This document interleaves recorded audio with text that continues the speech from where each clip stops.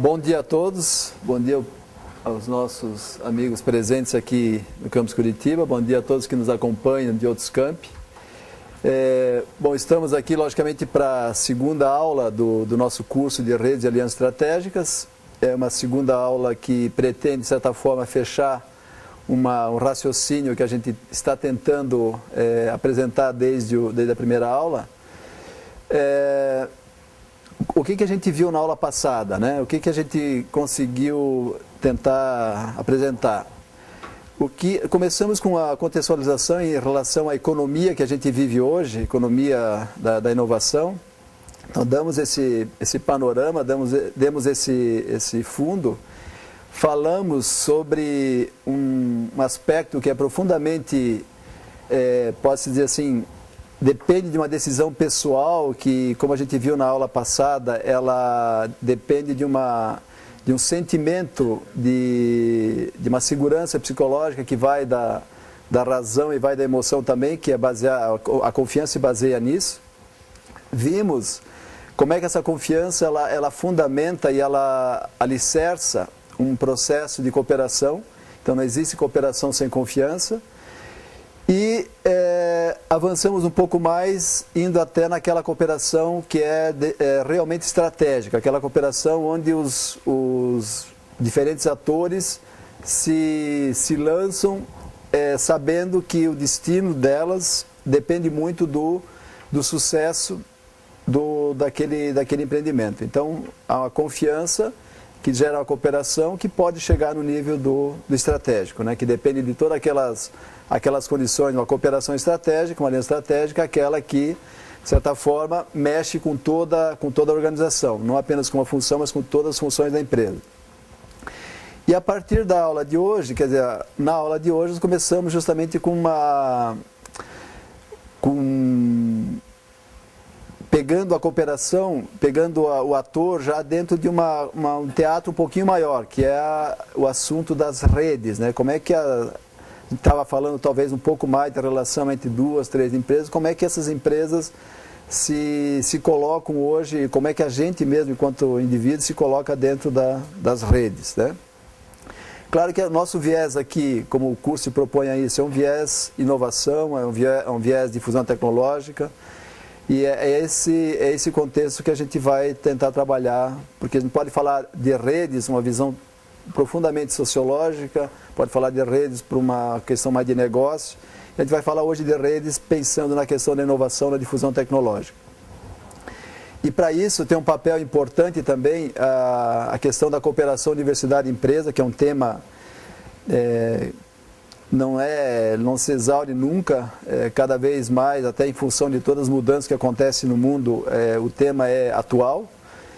Vamos falar de uma abordagem que a gente vai ver depois, que é uma das abordagens da apropriação de um determinado território, que são os arranjos produtivos locais, e falando um pouquinho no final sobre a questão das incubadoras e parques tecnológicos e levemente dando uma definição disso e fechando com a questão dos polos setoriais ou polos tecnológicos de regiões.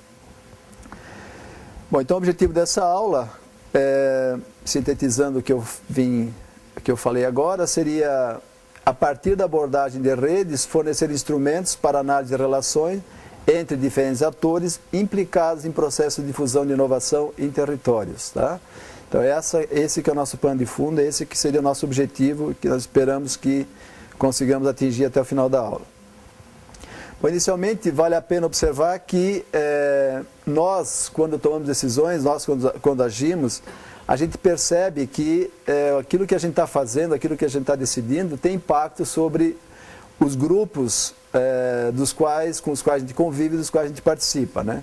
Então, aqui muitas vezes a gente não percebe que esses grupos têm uma influência muito grande na nossa decisão também. Então, é um processo meio recursivo. Então, nós impactamos pelas nossas decisões os grupos, e os grupos, talvez menos perceptível para a gente, também acabam influenciando no que a gente faz, no que a gente decide. E nesse aspecto tem um famoso economista, que é o Amartya Sen, que foi até inclusive Prêmio Nobel da Economia em 98, que ele critica a economia justamente por isso, porque na economia parece que tem ou tem um indivíduo com interesse pessoal extremo, ou por outro lado tem o cara que é o filantrópico, né? O filantropista, o que trabalha com filantropia. E não dá a devida importância para atividade, ou seja, o nível intermediário do qual ele participa. Por exemplo, a decisão dele não é uma decisão puramente individual, é a decisão talvez em função da classe social a qual ele pertence, em função do bairro no qual ele mora, em função da categoria socioprofissional do qual ele faz parte. Então, o que eu sempre proponho é o seguinte, deixar de olhar o comportamento do indivíduo como se fosse simplesmente um produto do próprio indivíduo. Tentar ver esse comportamento do indivíduo, a decisão do indivíduo, desse indivíduo dentro de determinados grupos intermediários. Então, o resultado, essa visão um pouquinho mais geral do nível intermediário, possibilitaria e possibilita o melhor entendimento do comportamento desse indivíduo, as diferentes intensidades de egoísmo, de altruísmo desse indivíduo, né?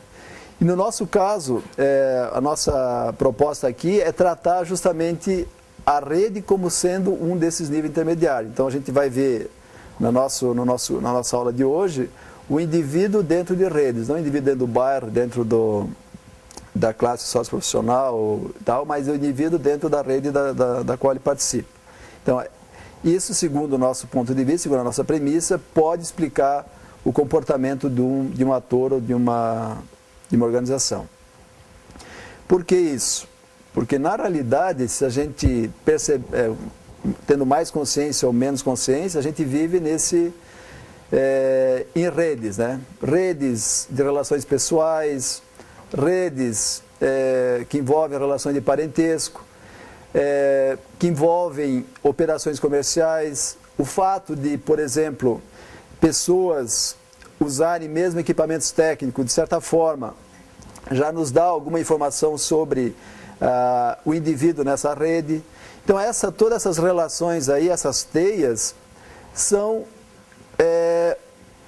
o teatro, né, ou os teatros onde a gente desenvolve a nossa história, onde a organização desenvolve a história dela. Então é essa a questão. Então são esse conjunto de relações que define mais ou menos a história que a gente vai escrevendo, o que a organização vai escrevendo na sua trajetória.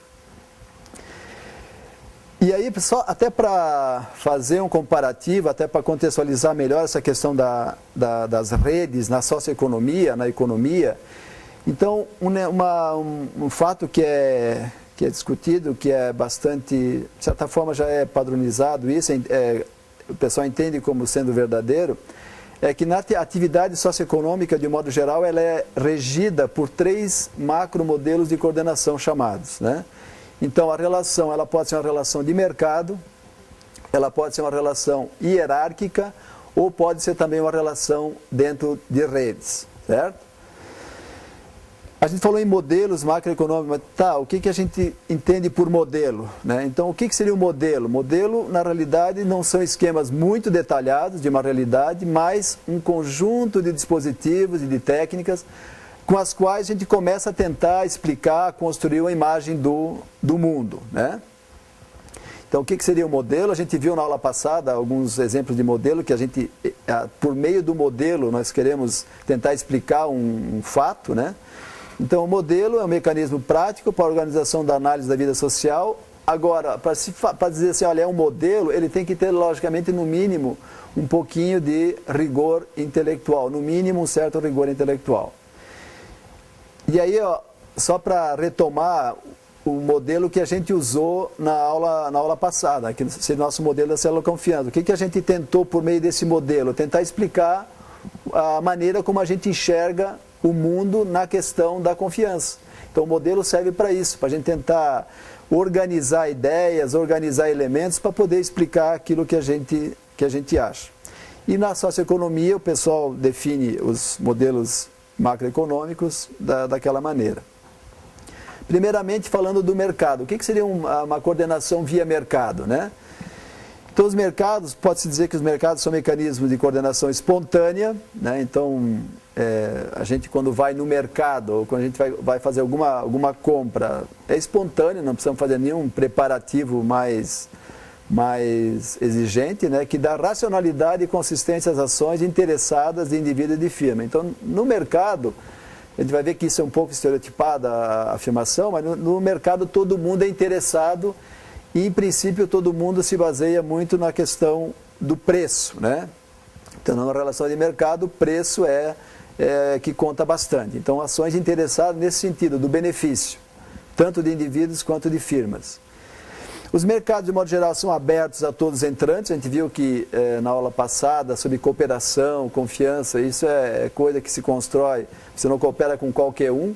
No mercado, em princípio, teoricamente, o mercado está aberto para qualquer um, né? Ninguém vai ficar perguntando para quem está comprando, aquele dinheiro como é que foi ganho. No princípio, está no mercado, você é um cliente, eu tenho um produto, eu vou te vender. Ao mesmo tempo que eles agregam, no caso, esses entrantes, eles não estabelecem, não permitem o estabelecimento de ligações fortes e ligações altruístas, né? Então, na relação de mercado, não tem ligação forte. Eu compro hoje um produto junto a um determinado fornecedor, amanhã eu posso comprar o mesmo produto junto a um outro fornecedor, eu posso mudar de marca, eu posso fazer qualquer coisa, né? Então não permite uma ligação forte, eu não vou acompanhando essa relação num período de tempo mais longo, né? O que é importante também notar é que numa transação de mercado, numa relação de mercado, os participantes são livres em relação a engajamentos futuros, ou seja, tanto o vendedor comigo quanto eu com ele, a gente não está, numa relação de mercado, a gente não está preocupado em relação a próximos engajamentos. Então, a gente quer efetivar o negócio ali e morreu o assunto, né? Então, o estereótipo, ou seja, o mercado meio visto de maneira meio exagerada e competitivo, é o modelo de indivíduo interessado, não cooperativo, que eu não precisa cooperar, porque eu tenho dinheiro para comprar, eu acho que é justo que eu vou pagar, eu vou comprar e pronto, e ele vai vender, não vai se negar a me vender, com interações sem nenhuma pressão social, ou seja, a sociedade não me exige, não me pressiona para eu ser fiel numa relação de mercado, ser fiel em relação ao fornecedor, não tem isso, né? A gente vai ver que depois numa coordenação de redes, como é uma coordenação que envolve cooperação e confiança, isso já é diferente, né? Essa questão da fidelidade, de se manter interagindo o tempo todo, né? Então, como tal, o mercado é a arena na qual cada parte pode cumprir suas próprias necessidades e objetivos. Então, o mercado estereotipado, a maneira como a gente pode enxergar o mercado um pouquinho exagerado, é isso. Cada parte pode cumprir suas próprias necessidades e objetivos, né? Então, não precisamos harmonizar necessidade, não precisamos harmonizar objetivo, não precisamos harmonizar interesse. Cada um tem o seu.